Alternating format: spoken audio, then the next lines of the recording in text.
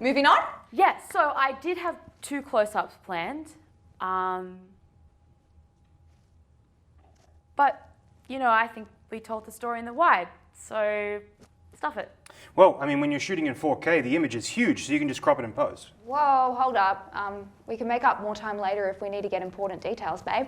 Yeah, where the wide shot is best suited as an establishing shot, tracking action and movement, the close-up invites we, the audience, into the emotional lives of the characters, the minutiae of their thoughts and feelings. Wow, Chelsea, that was like amazingly well put. Or whatever, you know. Wow, Chelsea really sounds like she knows what she's talking about there. Maybe she should look into a career as a cinematographer. She's right too. Close-ups are best for connecting our audiences to our characters emotionally, whereas wide shots and tracking shots help establish the action and the environment. But how many types of shots are there? And how are we supposed to know the right time to use them all? Knowing all this is literally the craft of cinematography. Let's take a look. This is a wide shot. This is a mid shot. This is a close-up. And this, the extreme close-up. You just got your first lesson in cinema. Do you mind backing up a little bit? Seriously, back up. You just got your first lesson in cinematography, shot sizes. And that is but one element of the craft. There is much, much more to learn. In a nutshell, cinematography is the art of using, moving, and positioning the camera and camera lens, deciding what and how things appear within the camera frame, and how those things should be lit. You should think about cinematography as a visual language. By using that language, you can convey information such as story exposition and character development, but you can also use it to convey mood, emotion, and atmosphere. With the right combination of shots, composition, and lighting, you can create visual poetry with this language, taking the film far beyond its story. So, how do we learn to use this visual language? To get you started, here are the basics. We've already mentioned shot sizes, with wides, mids, and close-ups. Wides are generally used for establishing your setting and environment. Mids are used to show characters interacting, and the close-up is to get right into our characters' minds and souls. Then we can also play with camera angles. Just changing the angle of your shot can change the way your audience feels. From high to low, like this, your character might look more heroic. And then if we change it from low to high, we get the opposite effect.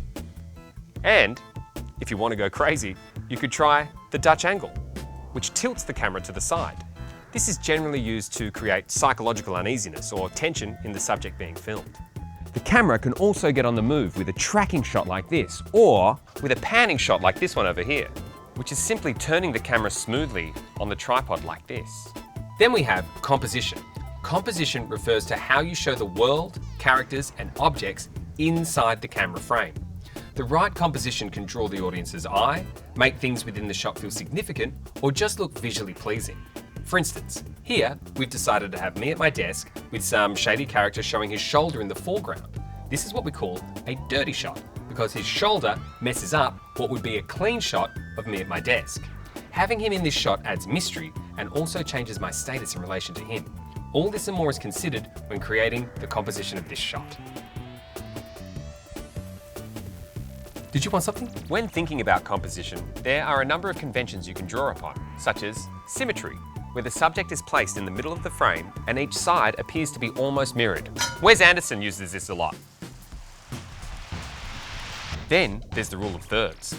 The rule of thirds is the idea that shots are more visually pleasing if the landscape, object, and character sit along with one or more of these imaginary lines within a 9-square grid.